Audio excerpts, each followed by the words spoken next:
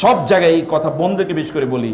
আর চোখ কিন্তু খুবই খারাপ জিনিস, চোখ কিন্তু সবার দিকে যায়, মায়ের দিকেও যায়, মেয়ের দিকেও যায়। ভাইয়েরা, চোখকে নিয়ন্ত্রণ করা, এই জন্য আল্লাহ তাআলা বলেছেন কুল্লিল মুমিনিনা।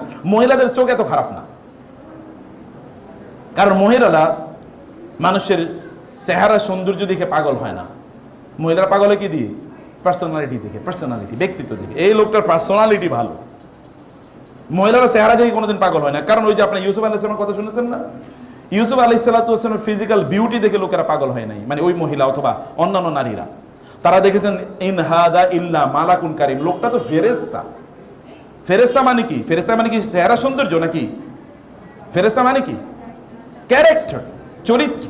এটা দেখি চরিত্র দিয়ে ফেরেশতার মতো চরিত্র সুন্দর। এত ফেরেশতার মতো সুন্দর কেউ বাংলা ভাষায় বলে না, পৃথিবীর কোনো ভাষায় বলে না ফেরেশতার মতো সুন্দর, ফেরেশতার মতো চরিত্র এটা বলা হয়। তার পার্সোনালিটির লেভেলটা কি ছিল?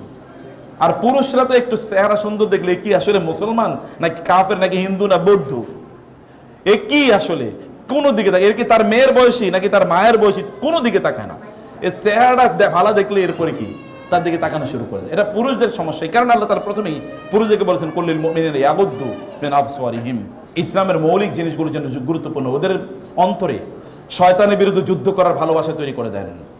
শয়তানের বিরুদ্ধে কি করতে হবে? যুদ্ধ করতে হবে। শয়তানের বিরুদ্ধে কিভাবে যুদ্ধ করতে হবে? মনে যা চায় তা না করা। আপনারা তো বিশেষ করে বোনদের একটা খুব প্রিয় গান আছে, আমি তাই আমি যাই গো, তাই না? আমি তাই আমি যাই গো। আমি তাই আমি যাই গো মানে কি?